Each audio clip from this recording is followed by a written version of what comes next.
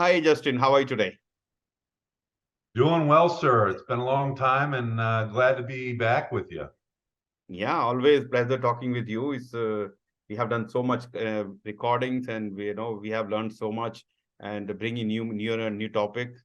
So thank you for all the contribution you have been making. It's a great pleasure to have you here. Certainly an honor and always great to be with you and chat with the overall PM community. Great stuff. So look, the today's topic is very interesting, especially when we have multiple projects. So the topic is rethinking how to handle multiple projects. Okay, it's interesting because time to time we have to do multiple projects, juggling with that. So, how do you employ prioritization, communication, and KPIs to manage multiple projects effectively when preventing common problems and ensuring team and alignment? Loaded question, but a great one. I think I'll probably kind of dissect it in certain parts, but from a prioritization standpoint, I think it's incredibly important, especially when you're managing projects all over the world. I even was managing several in Saudi Arabia and one back in the U.S. And geographically separated, and I think an 8-hour time change between the two was craziness. Two separate customers, but I think one of the biggest things from a prioritization standpoint is as a PM, sit down and know the ins and outs of your critical path. I think that is just step one. Understand your critical path of your projects or programs and what is absolutely necessary to be successful. I think that is the perfect start and building the foundation of where you need to be to understand what you need to get done on a daily and weekly basis or even a monthly, and being able to make sure that you're on top of the tasks.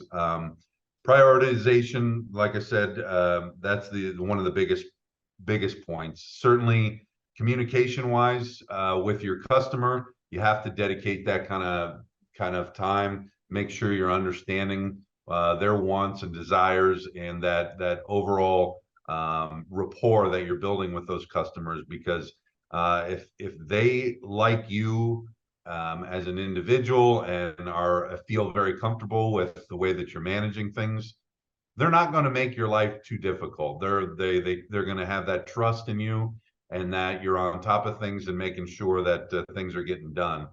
If they don't trust you, though, life is going to be pretty difficult. So it's extremely important, just as much as the critical path, to be sitting there and understanding the customer's needs and stakeholder engagement. Extremely important. And I would also say on the communication side, just from your internal team standpoint, I think one particular how do I want to say it, priority or prioritization is within your team. You have to understand you're the ones that your go-tos or your most valuable players, so to speak, the ones that you're not going to be able to be in two places at once. So you have to have someone that you can trust that can implement your vision and your leadership types. It doesn't necessarily have to be the same style, but making sure that they're able to execute with the intended desires. So those, I think, are probably some of the most important. I was blessed with I was spending more time overseas, and I had a site manager in the U.S. and him and I would talk daily, and making sure that everything is good to go and provide progress updates, and would handle all the politics on the ground. Was a fantastic individual, and I couldn't have been successful without the man.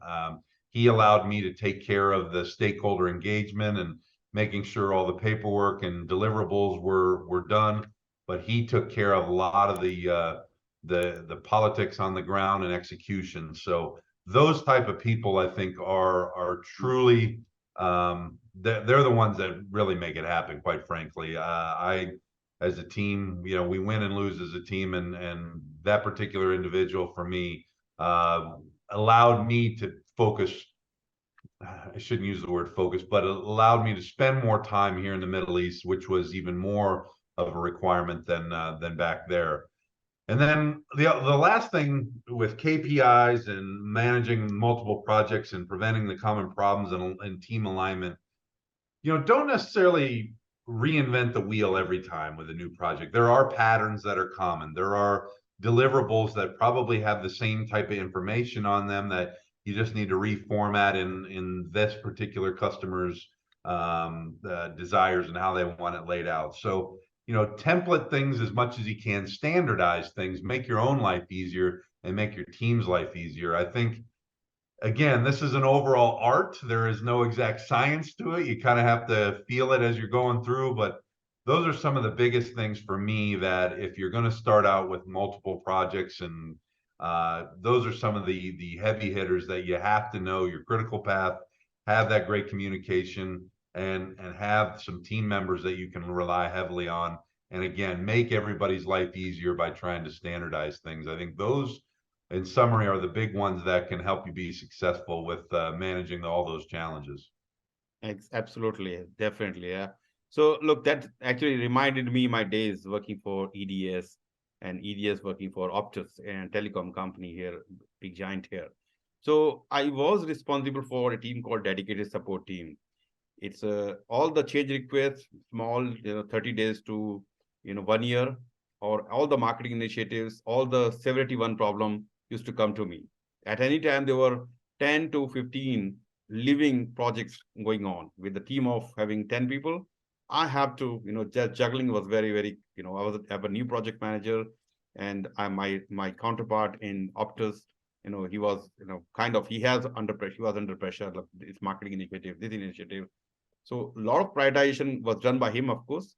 And of course, I have to tell from my point of view, look, we can take care of this, but at the same time, it is impacting other projects where we already invested. That means whatever we given you the quote for that will not stay as it is, because of now we're stopping, later we start again.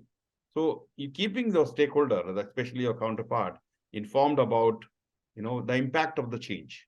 When they're changing or reprioritizing, yes, there's impact on change, resources getting, even their resources, the team members, they get demotivated sometimes. Okay, I almost finished, you're stopping me at this point of it. No, we had to stop because of this priority. 71 problem. Yep, we have to look into that. So yeah, prioritization, we have to go with the customer. At the same time, you need to make them aware the impact of the change of the prioritization accordingly. Yeah. Yep, no And doubt. one good thing we did was we created a master project management plan, which covers everything, any project required. But now we don't have to, as you said, you don't have to create a new document every time you start a project, because all the umbrella level is already created. You just get your team and start, and happen very, very fast. Yeah, that's the most one of the biggest things, because folks get so bogged down in the paperwork side of things, and when you have those templates to be able to have that built out to where you can just fill in the information needed and move on. It seems like such a small thing, Yeah, but of it course. is, when you're in that environment, it just, the last thing you want to do is to have to recreate a document. And by the time you're doing all those deliverables, a lot of times the actual work is done, and then you're just trying to get the paperwork caught up, Yeah. and you're just like, oh, I just want to get this done. Feels like the most heavy lift sometimes. Again, stay on top of the paperwork as you go, and then with the templates, it just makes your life so much easier. And actually, what we did, we created a lot of starting point documents. So, all the schedules were there, except adding few things, just putting the dates. We pretty much have the schedule ready within half day instead of wasting 4 5 days every time. So, and we were very, I think we have streamlined everything. It was very well. Having 10, 12 people, business analysts, tester, every team together.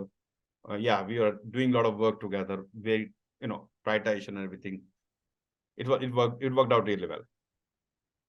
Very well, very good. Okay, my next question, in your experience, how do you balance the demand of multiple projects while avoiding burnout? Yeah, well, I will say I certainly have probably done this to myself. We've probably all done this, where we get so caught up in these projects, and it becomes your life. And then but sometimes those demands are necessary because of extenuating circumstances. But I'll be honest, I've been guilty of it as well, where I've focused so much on things where I didn't necessarily take care of myself as much as I should have. And I would say overall, from an advice standpoint, I make sure in the morning, especially, I know some folks aren't morning folks, but I will say for me, getting up early, going for a long walk, and even, because of the time changes and everything else, where when I'm in the US, and of course the Middle East is 8 to 9 hours ahead of me, just go for a long walk in the morning, and have your headphones, and I've actually have gotten more done on the phone as I'm walking. Mm. I think so much more clearly. I feel so accomplished that when I'm on the walk, of course I enjoy my quiet walk alone anyway, but if the need arises where I need to speak with someone, my head is so much more clear. I can get things done. And then by the time I get back to my house, I feel like I've already accomplished a couple hours worth of work just by doing my walk and handling phone calls, to where it then kind of clears a little bit of path for myself to have a breakfast, get showered and get ready to go for the day. And then, of course, you have to make sure you take care of your family life as well. I mean, if the foundation is not being taken care of with your home and your family, it's going to bleed. It absolutely is going to bleed into your work. It just does. As much as we all try and keep things separate, if one's out of balance, then the other's going to suffer. So, for me, is making sure. I know, Dharam, you're a big yoga guy. I mean, that those things are extremely important to to keep your overall your mental health and just your physical health, and being able to carve that time out for yourself every day. I got in a routine where typically I would find 2 hours in the afternoon. I'd get up so early with work, and we'd be out on site super early, to where, I'm not going to get up at 2:30 in the morning to go get a workout in, but, I carved a little bit out at about like 2 in the afternoon. From 2 to 4 was dedicated to me just going to the gym and getting it in before the US would come online at 4 p.m. Mm. Just those 2 hours in the day. And of course, I'd end up working from 4 p.m. probably till 10 p.m. at night when you're over here sometimes. Those 2 hours were the most important in the day for me, to be able to keep going at times, and making sure that things were getting done. So I think that in and of itself, carving those couple hours out, whether it be an hour for the gym, and then an hour specifically to sit with your spouse, make sure that you are not distracted during that time. Be present. I think that 1 hour, 2 hours doesn't sound like a lot, and it's not. But I think that small amount of time, making sure that you're taking care of yourself, will pay dividends throughout your life, whether it's in your personal or professional. Yeah, look, very, very valuable points you mentioned. You know, of course, multitasking. We want to multitask. Sometimes we don't want to multitask, but there has to be a time when, we are by ourselves. It's me time. Whether you're doing yoga, gym, walking, swimming, cycling, whatever it is, we need to find time. And it's not that difficult, guys. It's not that difficult. Yes, it may sound, hey, Dharam, you're running a business, you can have your own time, but it's more challenging when have a demanding and our training start. But I want to make sure that every day, no matter if I'm traveling, walking, or training, or whatever it is, I want to spend, even if I can spend 45 minutes, which I like to, if I get 10 minutes, I just want to do my something, so that my body is still active. And when your body, your muscles are active, your brain is also active. You can do much more than keep dragging yourself and keep dragging and feeling tired, exhausted, and all the depression and all kind of feelings are coming to you. And that's not worth it. Take breaks as much as you can. And I'll tell you my example of I'm doing exam SP in March. And I'm telling everybody as my student, look, you should take a break after 2 hours. So, and this is our, again, 4 hour exam thing, 4 hour thing. So I thought out of 170 question, I am done 160. The last 10 question, I should take a break at 160. But I said, okay, I will let only 10 more questions to go. But those 10 questions were too dragging for me. When I took a break after 170, it's fine. But that, what I'm trying to say, when you're trying to drag, you have a lot of, your mind is not working as effectively as it should be. So that is the time when you should take a break, whether go out for a walk, talk to people, just take you away from the work. Maybe shorter breaks, maybe spend 1 hour or half an hour, 45 minutes dedicated time, then take 5-10 minute break or something. You build a pattern. Your body need to have a pattern. Your body muscles need some stretching or fresh oxygen. So I've seen this happening again and again. People are working late night, day in, day out, and when you look at them at the age of 30, they look like 60. I don't know what they're trying to achieve. And of course, we all have pressure of making money to have a happy life. And I don't know where the happiness is. Happiness is now, not in future. So yes, we have to make money so we can have better houses, a better car, and travel around. At the same time, we are missing out. And you mentioned one thing very important: having family time. Then when you have family time, just your time, you and your family, and try to put your phone away. That's one of the distractors we have. The phone, which you have a WhatsApp going on and many things going on, you get a beep. Okay, let me check. And the moment you take away yourself, then you are disconnected with you, whatever you're doing with your family at the time. So that's I have found that. Yeah, I have found that. I think more clearer when I go and at least get a morning walk in. And after you're in, I've come up with some great ideas. Quite frankly, by the time I get back from my walk and have my breakfast, and I'm in the shower, and all of a sudden I have an idea pop in my head, like, I need to talk to someone as soon as I get out of the shower about this. This is a great idea, and I actually have found some of the times that even when I'm the most tired and I don't want to go to the gym, and my body is just I'm not in it. I find that when I go, if I am able to drag myself to the gym, those are some of the best workouts that you'll have. All of a sudden, the hardest part is to just go to the gym. Once you're there, you're in it. But it's the hardest part is just to go. Yeah. And other thing, and you listen to my advice when you go for exam. I always want to I'll tell my students that before you go for the exam, the day before your exam has to be very quiet. Rather spend time with your family, go out and do something which you wanted to do for last 3 months and you are not able to, have some fun. Take yourself away from studies. I know it's difficult, very difficult for an exam tomorrow, very prestigious exam. You don't want to miss a single second.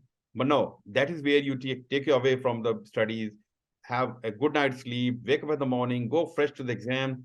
You will be more productive. Your chance of success are much higher than let me read till 12 o'clock and wake up in the morning 4 o'clock, let me refresh again. Nothing is changing now. You already have learned.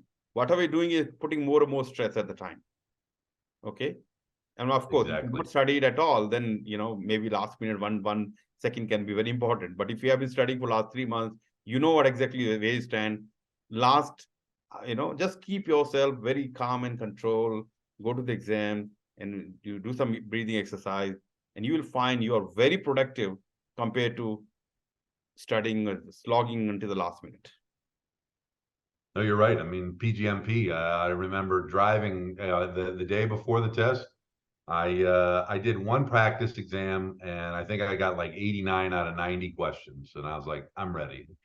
And then that was in the morning, and then the rest of the day I just did my regular work, and then got a good night's sleep. And that morning I was so well rested. Just I was calm, cool, collected, and when it got in there, it was you were ready to kick its butt, and ended up getting it done in 2.5 hours. Probably could have done it sooner, but hey, it doesn't matter that how you get it done. All that matters is if you get it done. And Exactly. 2.5 hours later, boom, done. That's when you're that prepared. And you said that when you went to the center, the guy was looking at you. Are you okay? He was so, At first he's like, "Are you ready to take your exam?" And it was like I felt like the football lights of the stadium had come on, and I was like, "Yeah, I'm ready to destroy this thing." And then at the 2.5 hour mark, and I walked out, and he's like, "Oh, you out for a break?" I said, "No, I'm done." He goes, "What?" So, so yeah, and he goes, "You yeah. passed?" I said, "Yep." And he printed it out. He goes, "Have a great day." I mean, that's the importance of, while we are doing so many things, burning out and, so many things going on in the world, guys, take it easy. Not, by taking 5 minute break here and there, nothing going to change. But that moment of 5 minute, 10 minute can be more productive than just keep dragging. Okay. Yeah, All right. exactly. Moving to next question. When handling multiple projects program, fear arises among clients, top management, the project and program managers. In your experience, how do you quickly address the fears and differences between client fears and project manager fear? Well, I think we've kind of talked about it a little bit on the opening question. Communication, Yeah, communication, communication, communication. That is the big thing, and of course, relying on at least from the project program manager standpoint, when you have those MVPs on the ground for you on your team that are clearly communicating and that you can trust, that are demonstrating the leadership. I think that's the quickest way to clear any fears among clients or internally or externally is showing that you're on top of your game. And even if there are issues on the project, when you do speak with those stakeholders, like, look, yeah, this didn't go as planned, but here's our solution to get back on track. Those are the things that people yeah, like to hear. If you're just going to say, yeah, this happened. Well, and so what are you going to do about it? You have to have that plan. No project truly is going to go specifically to plan, except Dharam. I know you had one that you say a lot that did go to plan, but most of the time, especially in a construction type environment, nothing's going to go to plan. There's always going to be something that you're going to have to navigate around, and so understanding that you have to be agile and rework your plans and find ways to get back on track, I think is the easiest. Um, One other thing too is during when you're trying to calm any fears, you have to understand the politics of an organization or your stakeholders. Again, it's an art form that no way is going to be exact, and no two ways are going to be the same, I should say. But as a PM, understand how to navigate through those particular political challenges, understand your stakeholders, who they may have other interests with and alignments and friendships and personal things. It's very important to understand that and do your research and understand who you're speaking to.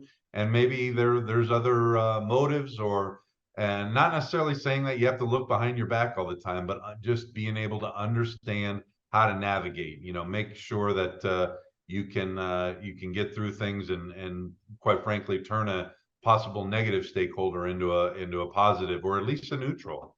I think those are very important, and again, it all stems with communication. exactly. Absolutely. Communication is very important. Um, Look, fears in the client's mind is genuine. They're spending or putting so much money and so much on stake. And not only that, the client actually reporting to their boss, to their boss, to their boss. So their neck is on chopping board all the time. So Yeah. they have invested so much money. They want to see the project is successfully completed. And, of course, they like to see from you as a project manager, honest and, um, relevant information, right time, so that they can also make, of course, if they need to be aware, and if required, their management need to be aware.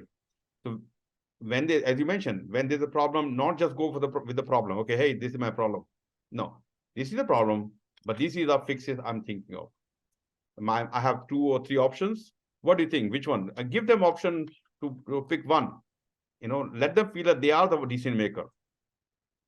Don't go with them. Go to them. Hey, this is the problem. What can I do? No, no, no, no. That's why we are paying you to find the solution for us. So this is the problem. These are three options. And these are the pros and cons. And my recommendation, let's go for two. What do you think? Give them everything. Yeah, you're so right there. Like they pay you to be the expert to handle their problems. That's why they came to you in the first place. So you're exactly Exactly. right. It's your job to solve the issues. Yeah. And solve, sometimes we don't have solution, but, having a direct communication or discussion can be a very, very useful. You may not have solution, but they will say, hang on, I think I can actually connect you to the right person. So escalation is not a bad thing. I've seen people sit there, they're worried, what about, if my client find out, this is a very dangerous situation, blah, blah, blah, and I don't know how to solve the problem. So you don't know how to solve the problem. You don't know what to do. Why not talk to the right people? Maybe work with the client. They may find solution for you. Because at the end of the day, their neck is on the chopping board. They also worried just like you're worried. Work with them, find some solution. Yeah, you bring up a great point there. When you're sitting there, you're not necessarily sure how to handle something. Do not sit on it because trying to hide it will make it totally worse. And then all the trust that you have built up in a lot of stakeholders is gone. And Exactly. so being upfront and honest, I like to call it ripping the Band-Aid off the wound. Making sure you do that. They're not going to be happy about it for sure with any issue that you bring up, but they're going to appreciate you for being honest, because if you don't be honest with them and you're trying to hide something, in the long run you're going to get burned every time. So it's best to just upfront rip the Band-Aid off, get it out in the open air, be transparent, find the solution, get it to where the decision makers need to take action. You'll be appreciated that much more, and then you have the experience. So next time when you are Hmm. in that particular position, you now know what to do. Exactly. Yep. Very valid point. Fantastic. Good. Thank you. Okay. I'm moving to next question. How can you encourage cross-project collaboration to share the best practices and insights among the different project teams?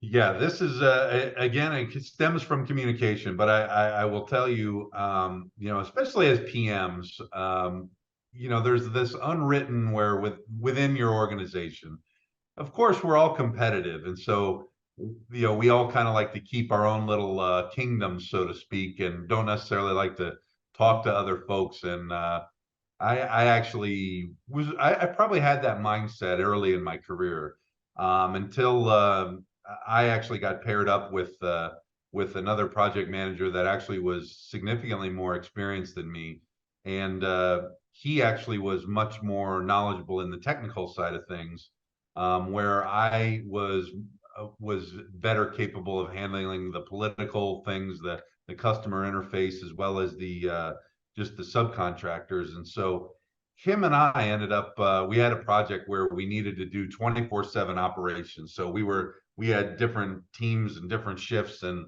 it was craziness. But we ended up, I learned a lot from him and he learned a lot from me. And we played off of each other's strengths. And from then on out, we kept that relationship to where we always shared insights like, hey, are you seeing this particular issue on your site? I'm seeing this. There was some times where, yeah, we saw this. Hey, take it, it's a technical issue, to do it this way, and you'll get around it. And we would share that type of stuff with each other. And then it ends up being more of just, as a PM, be humble, have humility. You're not going to have the answers to everything. No one does. Yep. And being able to, again, I think it fosters that collaboration, fosters the ability to find ways to be more efficient. Pick each other's brains. Hey, I've had, how do you handle these things? How are you managing all these different projects? Little keys and insights every time that I go to one of those PMI meetings or global forums. Those are the questions that you want to ask these big project directors and things like that on these giga projects. Like, how are you handling all of this? Because some of these projects are so big. You're as a project director, you're a CEO, quite frankly. how are you handling all that stuff coming at you all at once? Though that's the time, especially as you're moving up in the ranks and taking on more complex projects and programs and portfolios. Those are the insights. Take advantage of being able to speak with the ones that have been in that seat, and that will better arm you for when you're in those seats. I think that's a key thing. And then, of course, again, talking with your operations, sharing that with them, the issues that you see in the field, so that maybe engineering can, take into account for that on their next project, so that the next projects can be avoided. All those lessons learned and repositories, and making sure that everyone is reading those, I think, is very important. So, but from a PM standpoint, being able to cross collaborate with different projects, a lot of that just comes down to put your ego away and literally just go and speak with the others, share those insights. And I think what you'll find is when you make that first move, it brings down the wall. Yeah. And all of a sudden, like, man, I'm so glad you reached out to me. And then they start sharing things. And then it becomes contagious to where all of a sudden maybe you and one other project manager are speaking. Well, someone else gets wind of that. Hey, Justin, I heard you were talking with so-and-so with this, can you share with that? All of a sudden it's contagious. I think so. One of those is I think that's the big thing. And put your ego away, be humble, and recognize that you don't have all the answers. But amongst yourselves within the team, you're likely going to have all the answers. You just got to find it within. Yeah, wow, that's great. So look, project, collaboration, cross-project collaboration, very, very important. An organization should actually encourage this kind of collaboration. Yes, while everybody is trying to protect their, this is my knowledge, my area. If anybody else will come and my job is gone. I mean, there are fears and genuine fears, but at the same time, as an organization, you should build a environment where, cross collaboration, knowledge share happening, lesson learned being discussed, and having a brown bag session where project manager getting together to know each other, to learn from each other. And there's so many things they can achieve from each other. No one born as a expert. First of all, you learn from each other, and be open to learn and be open to share. And in that collaboration, as you said, there may be a wall in between, suddenly gone, because you are humble, you are ready to help others. They will also help you when the right time comes. That's right. Yeah. Okay, great. So my next question is, what methods do you use to encourage a culture of improvement within your organization to enhance project management? The biggest thing for me that's allowed me to be successful is creating an atmosphere where the team itself feels like they own the project. Yeah. Where they're the ones that feel like they own it. And I many times I have my folks literally say, I'm not putting if it's not done correctly, I'm not putting my name on it. They view the work as, this is my stamp of, this is who I am. So they have that culture of, anything less than the best is not good enough, and so I think creating that type of atmosphere where they take ownership is really the best for me. I've been certainly blessed and been fortunate where I've had individuals where it created that friendly competition amongst each other of who could do the installation better, faster, but yet maintaining quality, and who could make it look the most beautiful, quite frankly. And of course, that's a subjective term, but when you have friendly competitions amongst each other of who can do it better and faster, that's when you're really, as we say, cooking with gas, where what a great problem to have as a project manager, where you got little competitions amongst each other of who can be better from a quality and a time frame standpoint. I mean, that's when it really gets fun, and you're creating an atmosphere where everybody is excited to come to work, and they're coming to you going, hey boss, we're going to be wrapping up here in a couple of weeks. What's next? Yeah. and you're able to say, hey, well, because of what we've done here, we've been awarded another contract over here that as soon as we're done here, we're going to get you a week or two break, and then you're coming back to do this. And, oh, great. That way they stay hungry. They go and get that family time and get refreshed, and then they come back ready to do it again. That's where, when you're really, operating at a great, optimal temperature, and just, you're just culture of winning, and that it becomes contagious as well. As we said, all of a sudden, another project team out, wherever in the world hears about, like, these folks are kicking butt over there. Like, I want to be a part of that, or if I can't be a part of that, what are they doing that can allow us to do the same? That's when you're really, that's when it really becomes fun, quite frankly. And then as a PM, you're just, taking care of business and taking care of the things that you need to take care of with the communication and your stakeholders, and getting all your deliverables done. And, for me, one of my favorite times is always when, you sit there in the design phase and you go through all that, and then you start initial installation. And for me, it's those last couple, let's say 3 weeks where things truly come to life. That's when it's the most exciting. You're like, wow, all that work, you start to go back in your mind, like, gosh, I remember when this idea was just on a piece of paper, and here it is coming alive. That is when that's the greatness of what we do, is probably the most satisfying. But again, making sure that your team feels like they own it, that's the most important for me. I think then Mm. everything, the sky's the limit from there. Yeah, and that's what, they own it. They just should have feeling owning it.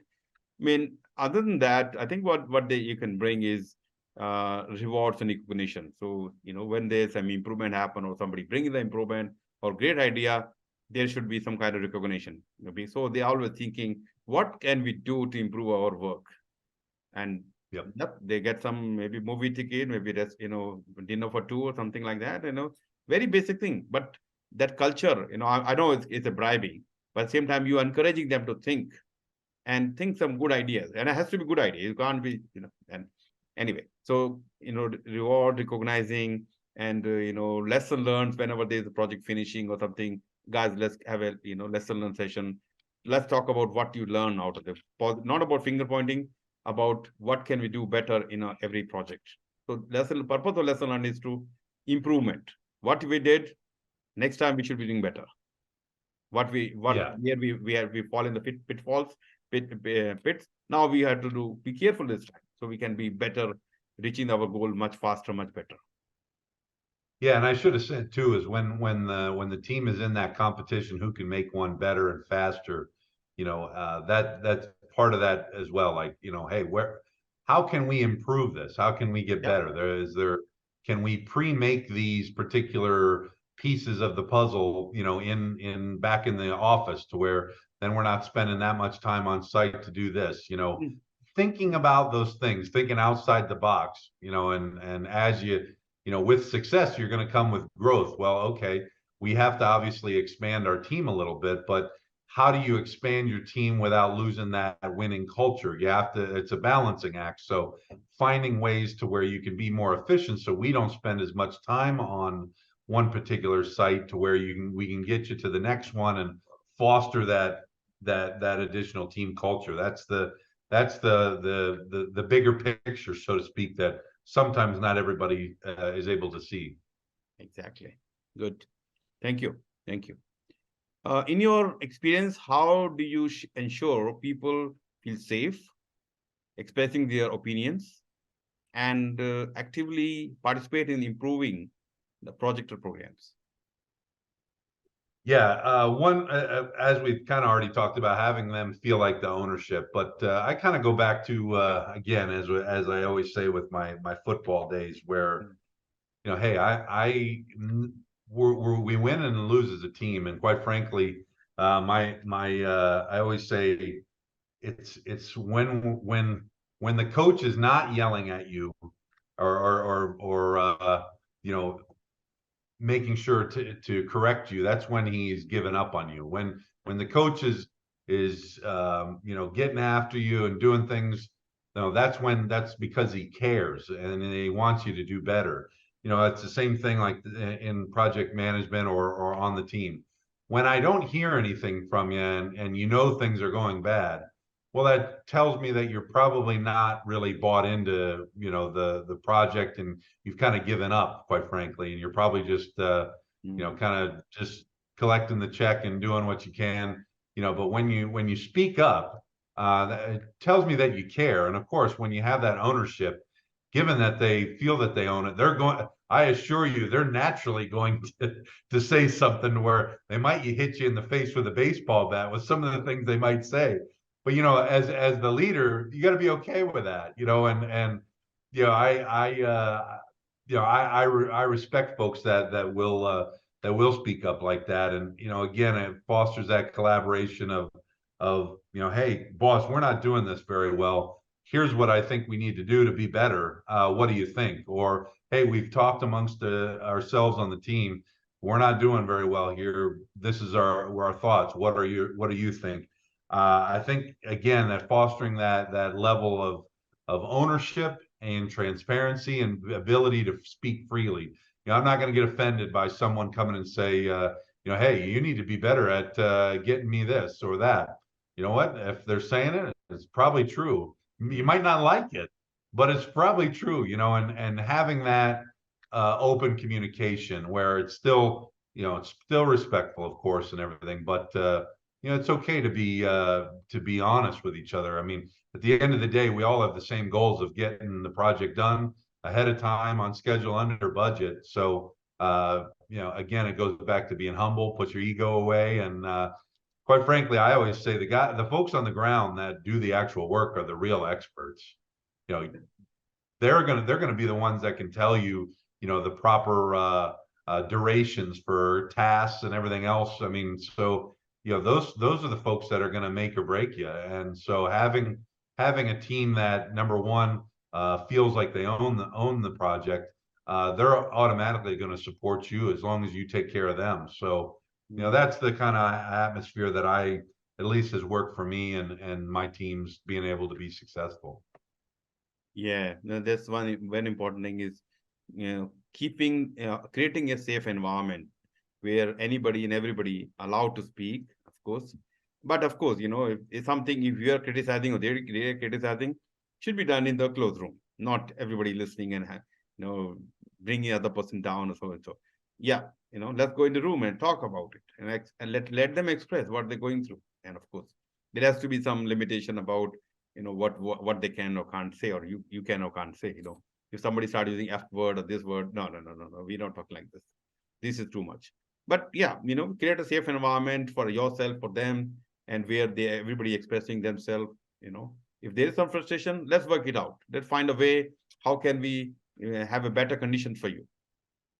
Of course, not every time you can do that, but at least give them assurance that you are trying your best from your side, and there are some political issues or some bureaucratic issues or something happening which you're trying to solve. They should feel that you're genuinely trying. You're actually trying to help them, and you're creating that environment. That's right. When they feel that you have their back, they'll run through a wall for you. Yeah.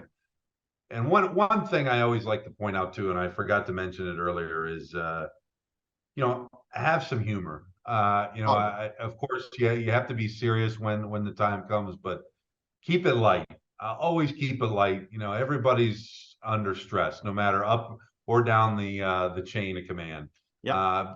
Make sure it's an environment where you're having fun and can have some laughs, and that's always important. And keep it humor, keep it up. That keeps the spirits up, and has folks looking forward to come to work. And a smile is an amazing thing.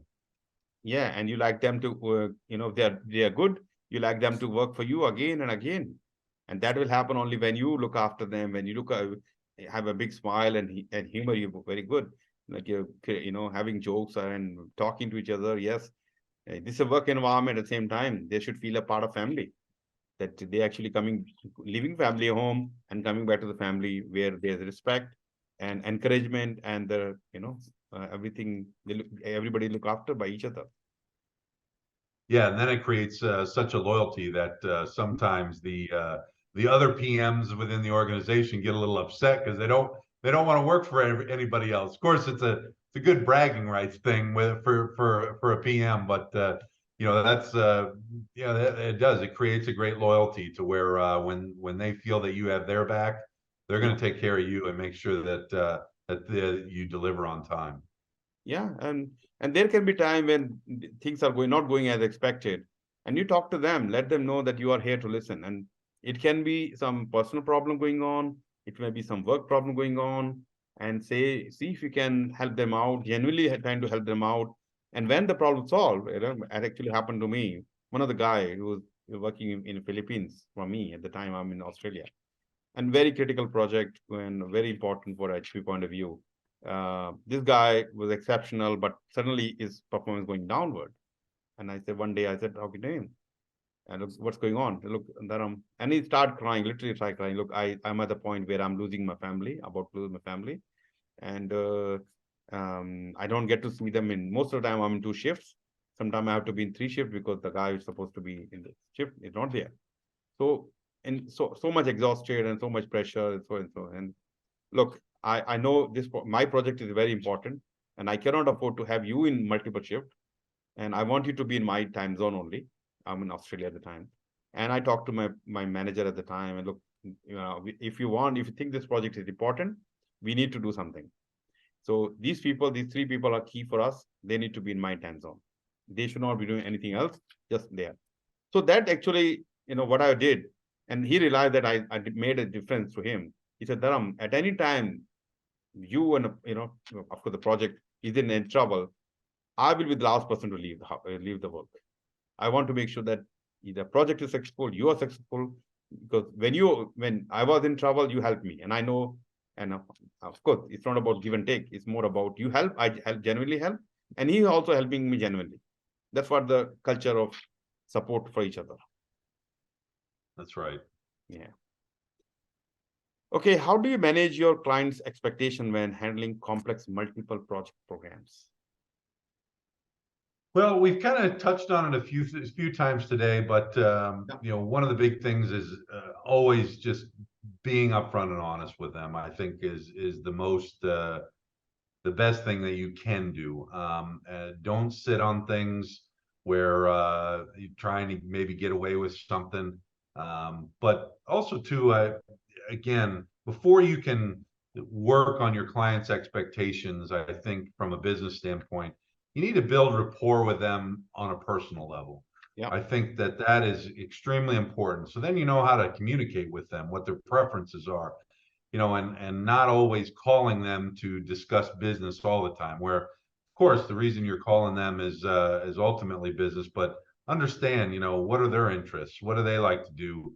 So then when you're talking to them, kind of one of the easy things to do is, on a Monday, well, how about that game this last weekend? I saw your team did well or whatever. That breaks down a wall psychologically. You're talking to someone that you feel like a little bit, and then that relationship on the personal side of things, as you've built up, and then allows you to be more and more honest or be open and frank with them. And then that's when you're really starting to get down to the true making things happen. Where at first with one of my clients, where I didn't have a relationship with them, that client didn't necessarily want a relationship and kind of thought all companies were out to get them, and ultimately it ended up getting where we finally had a breakthrough. We proved to them that we knew what we were doing, and then it kind of brought down a wall of, hey, we probably didn't handle this very well from the beginning. We appreciate your efforts, Justin. This next time we'd like to do this a little differently. And then those kind of doors open up, and then again we prove to them again that, hey, we are the experts in this. We're solving their complex challenges, and where they're, quite frankly, are able to just call in and check on us, see how we're doing. And it's kind of one of those set it and forget it. Like, you guys, one of their biggest things, we're able to come over and take a look at what you guys are doing, feel great about it, and look forward to the next time we come over. Those are the type of things that are ultimately are the fruits of those labor. But being able to call someone up and understand, like, hey, we got a problem over here, and quite frankly, the deadline that you're wanting this done by is not doable, and here are the reasons why. Yeah. Here's what I always approach an IM a master schedule as, that's worst case scenario. That the way I approach those is that end date of completion, that's the worst case scenario. I'm trying to beat that significantly. And so when I'm coming to you as a hey, we're having a project delay, it's because that's for real and there's no way for me to recover it. Maybe there was some unplanned additional trenching or something that needs to happen. Again, being upfront and honest with them, understanding like, hey, this is what it is. And a lot of times they understand. They don't like it, but again, they understand, and they trust you with what you're doing because you've built that rapport up for so many years. And back in the day when we would used to have our weekly calls, let's just say I didn't look forward to it. I was not I'll never forget. It was on Tuesday mornings, and I would dread it. And and it got to the point where probably the last 4 years was, we'd get made fun of because we're checking in with each other, and it was almost like it was coffee time. Oh, how's everything going? Because they already knew that we were doing what needed to be done. They'll say, oh, how are things going over there? Great, we're finished with this, and we're probably going to finish 2 weeks ahead of schedule, depending on some external circumstances that we can't control. But as long as that gets done by a certain amount of time, we'll see you here in a couple of weeks. They're like, what more could we ask for? That's the type of stuff that you can ultimately get to where, but again, it's not always going to be easy at first. You have to build that. You have to prove to them sometimes. And so for me, again, though, it comes up with being honest and proving to them that they can trust you. And then it ultimately leads to a very fruitful, relationship where, again, don't just call your clients to when you need something. Call them just out of the blue. Just call them. Maybe don't even talk about business. Talk about, hey, I know your son had a baseball game this last weekend. How did they do? Just by that kind of follow up can ultimately lead to, wow, he actually knows me better than just the business. They appreciate that because, quite frankly, clients get a little tired of only getting phone calls when we need something from them. So being able to take that burden off of them, so to speak, and make them feel like you're not always getting something from them, I think is very important as well. Yeah, very, very important to build rapport with your client. And then, when you have a relationship, of course, they trust you, you trust them, and you share the right information at the right time. They also know that you are working hard to get the things done. And yes, they do. And sometimes they are under pressure, of course.